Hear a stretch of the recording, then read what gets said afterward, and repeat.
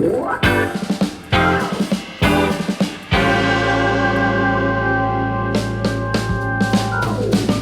everybody, and welcome to Michigan Main Street Stories. My name is Phil Ike, and I have a very special guest with me today.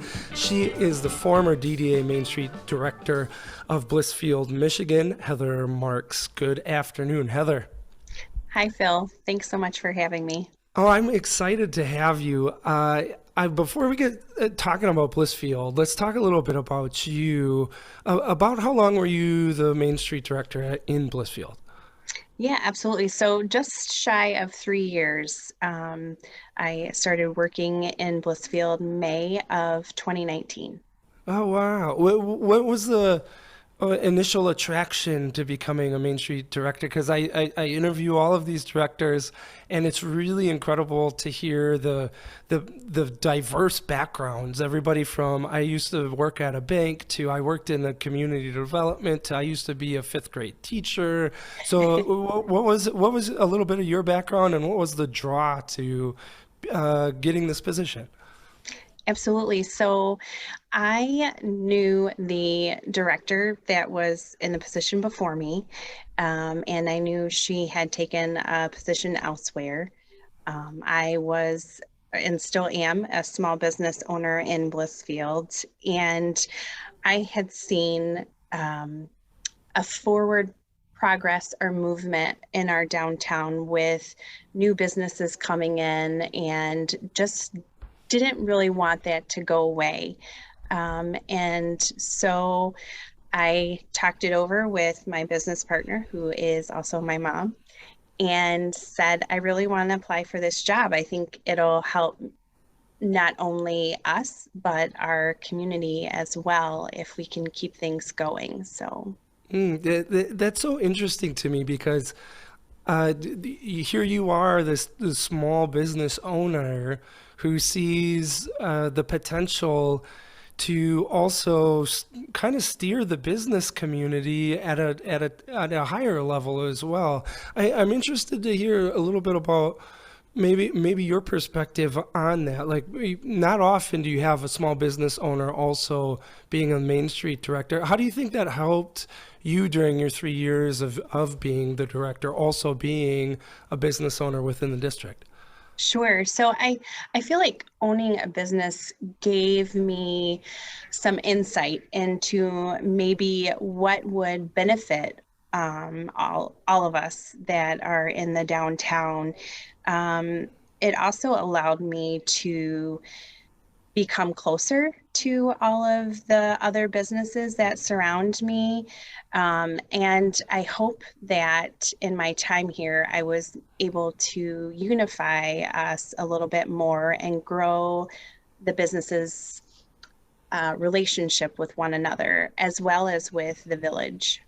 Yeah, it seems like such an advantage being a business owner, also influencing the futures of other business owners, because unless you've really experienced it, it can be tough. I mean, you have to you can overcome that a little bit through conversations and things like that, but really living it day to day, you kind of know what the needs are and what the desires are and what the wants are and what would help us most as business owners in the future a little bit more intimately, having that kind of experience. So that's super cool.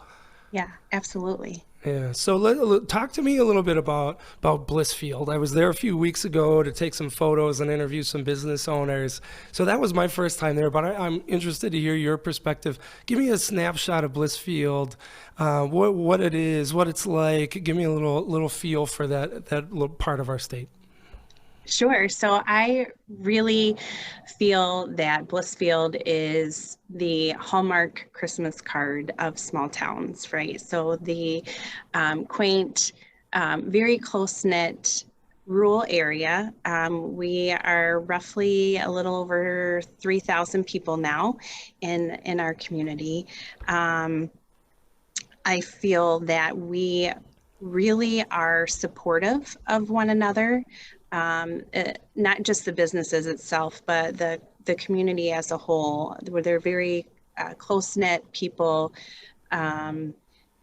and it's fun to watch it evolve. I actually grew up in Tampa, Florida, so big change, big difference, but it's a really great experience here. Yeah, I picked up on that close knit vibe right away. As I walked into two really special businesses, and the first one being Starling Lounge. I had one of the best cups of tea of my life, and then I look in the back, and here's all these fermenters for also they're also going to be brewing their own beer, and I'm like, what is this amazing place? Tell me a little bit about Starling Lounge. Absolutely. Ben and Lindsay are fantastic business owners. I know our community is backing them. They are so excited to have the brewery evolving and can't wait for that piece to start. But in the meantime, they are offering so much more than, just your cup of coffee or tea. It's adding that sense of place to our downtown, which I think is a huge piece. And, friends are meeting there all the time, families meet up there, and just a great place to engage and a great conversation. Yeah, I was there for probably about an hour or so shooting photos, talking to Ben and Lindsay, and over that time, there was a guy that came in, and the barista behind the counter asked him if he wanted his usual, and that's something that is really hard to do in a big city. You don't just walk into your coffee shop and they are they've got your coffee ready for you already. And then there is this probably high school age couple in there doing homework at the same time. Towards the tail end, a dad had brought his daughter and they were eating some snacks at the counter, and it was really striking to me that yes, this was more than just coffee. This was more than just beer. An amazing concept to combine both of those. But here's a really special place for people to come and be. That's not home. That's not work. That's that third place in between. It's a really remarkable small business.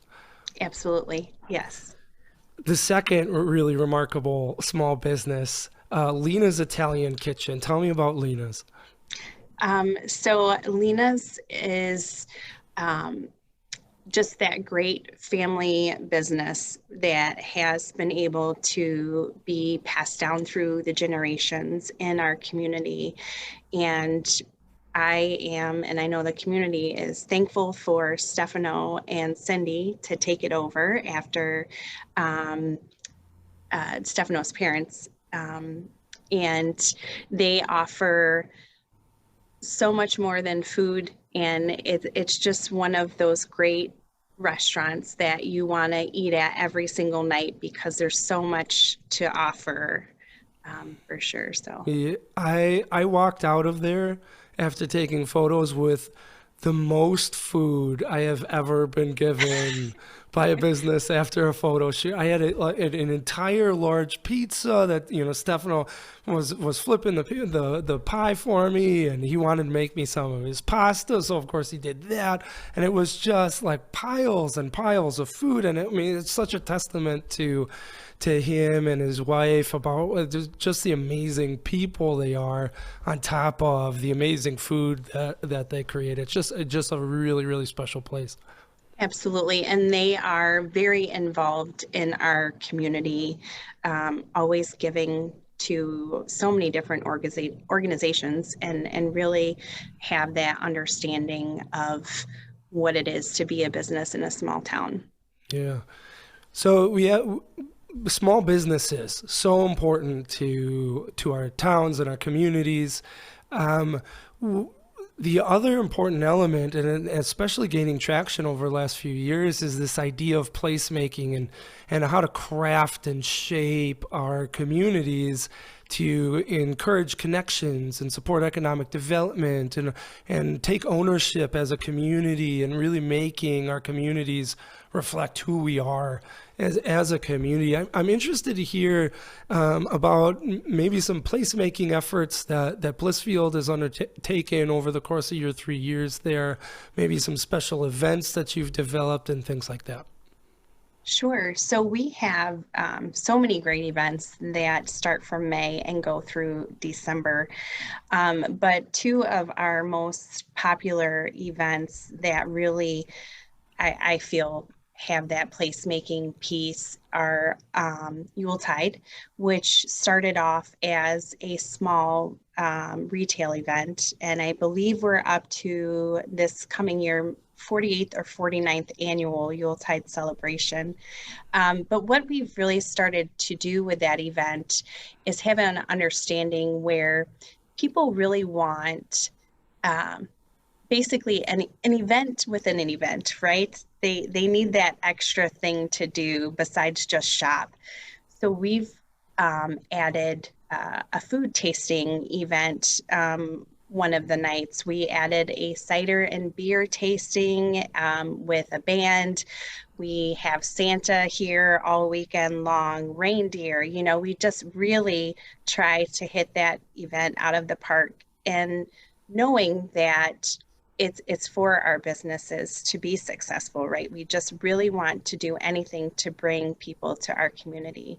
Mm. Um, and then the next event is our Wassail event, which is pretty unique. So we have all of our businesses that participate make homemade wassail, and then people get mugs and they go around to all of the events and sample the wassail. And they even get to vote on the best wassail. And it's a great community event for our adults. It's really remarkable these events because you hit on such an important point. I think that all of our communities can learn from is that when we host events, we want an experience. It's not just creating a poster and saying, "Hey, everybody, get together and come downtown at 8 p.m." and that's it. We want something there that pulls us in, that gets us talking to other people, that gets us interacting, that gives us this extra level of depth of experience in our community. And two, like with your wassail, it's what is something that only we can do? What is something that's special to us, that's individual to us? Maybe not every event has to be that way, but here is something that you can only get in Blissfield, Michigan, and experience in Blissfield, Michigan. And that's great for visitors, but it's also really amazing for citizens as well. You have a point of pride to say, this is something only we have, and that's such an amazing thing. Absolutely. Yes. Yeah. Yeah. And our residents really enjoy wassail for sure. Yeah. So let's get into the kind of placemaking nitty gritty. Tell me about Coach Light Plaza.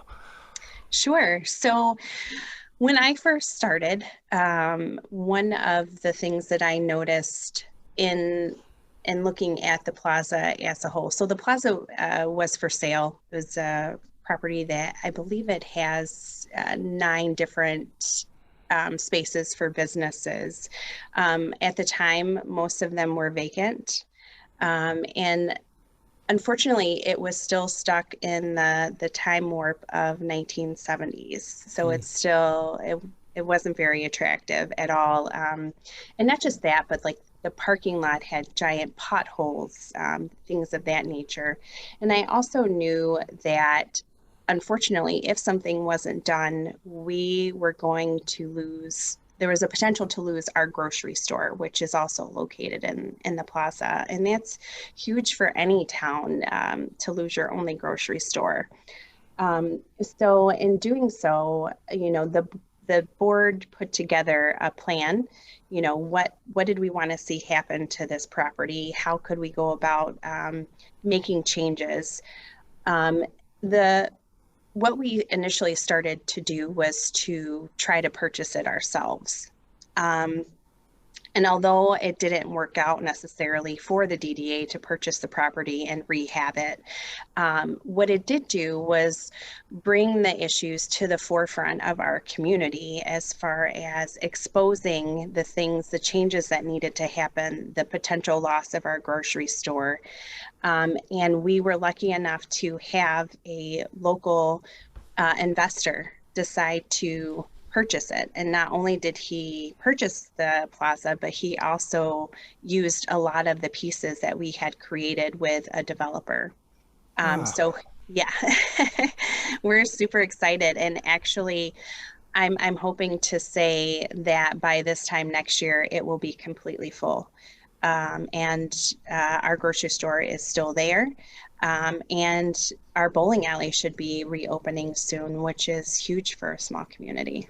It's just really amazing how it's kind of strategically centering in on a small, relatively small area can just be so transformative and starts all sorts of momentum and be so critical to the lifeblood of a community. I mean, you talk about our only grocery store, losing that and what that would mean for the community, but really focusing in on the plaza, and that brings up such an important aspect of placemaking, that it's more than just cosmetic changes, and like that's certainly part of it, but here Right. this is deep and substantive and protecting and revitalizing the life of a community in these really powerful ways. That's just such an amazing story. I love it.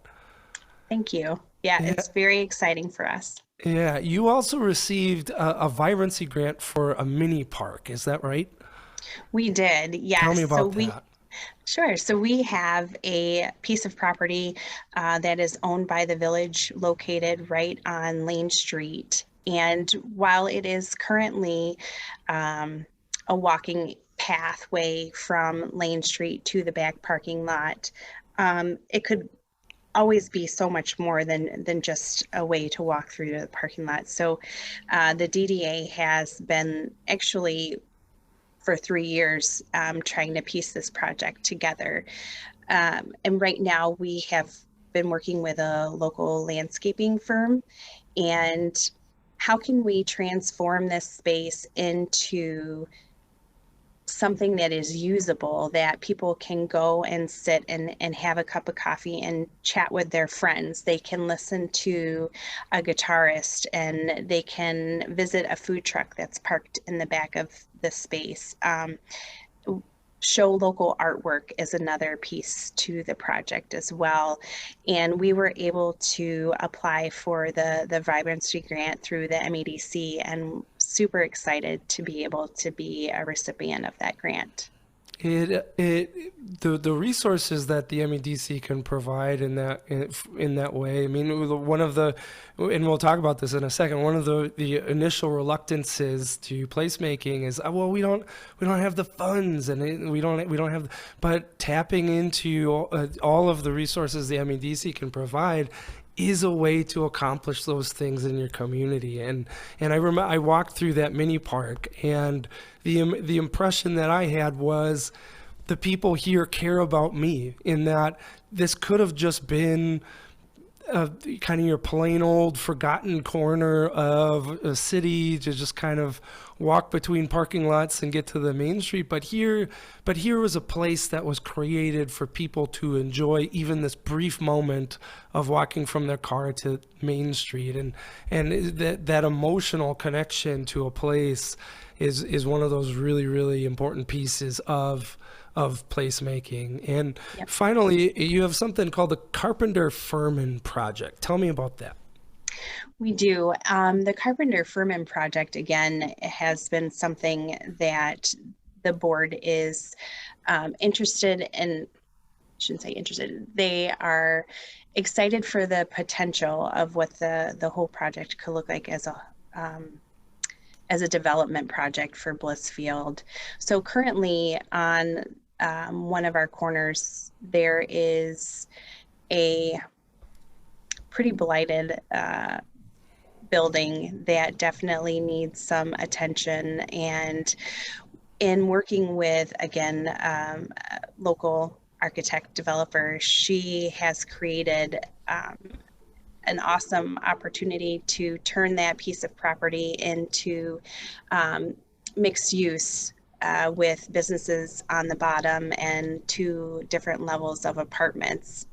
And keeping my fingers crossed, Phil, that it works out. Yeah, yeah. I will also keep my fingers crossed for you because it sounds like a great addition to the Blissfield community, and that kind of brings us maybe back a little bit to main streets in general, main streets in our communities. These really individual districts. And I'm interested to hear about your perspective as a former director. Why are main streets so important to communities? Yeah, so I am a definite advocate of Main Street communities.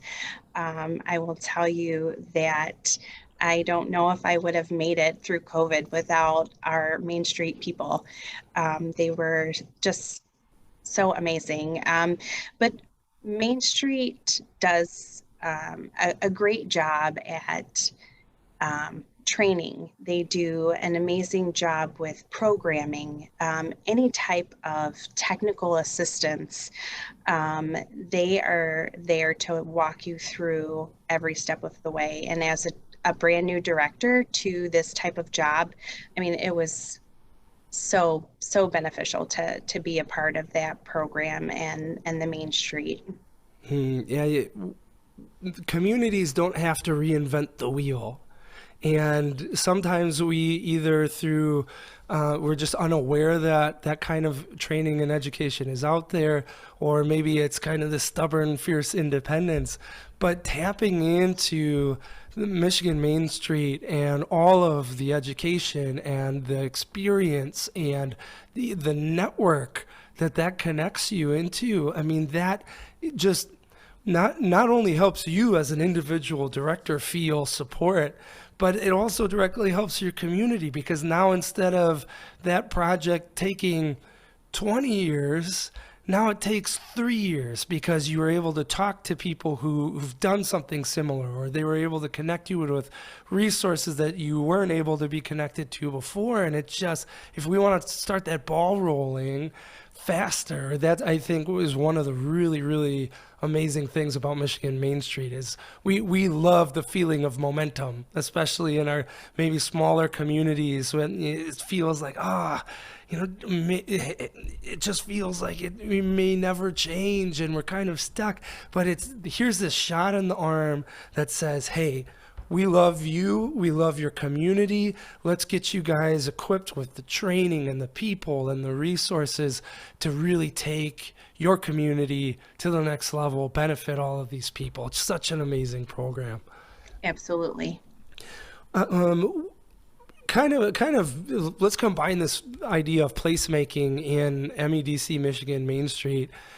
Sometimes, especially in smaller communities, we might push back a little bit on placemaking and say, well, we are too small to do a project like that. Or they see something come up on the internet and some huge project. It was a $1.2 million placemaking project. Like, well, there's no way that we have $1.2 million. And so that becomes almost a self-imposed obstacle sometimes. What would you say to communities who are kind of flirting with this idea of placemaking, but also maybe a little reluctant because, oh, well, that's not something that we can do here. That's not something that our people want here, or maybe we couldn't afford that kind of project. What would you say to a community like that? Yeah, absolutely. So, I would tell them that what do you have to lose? That you're not going to lose anything if you try.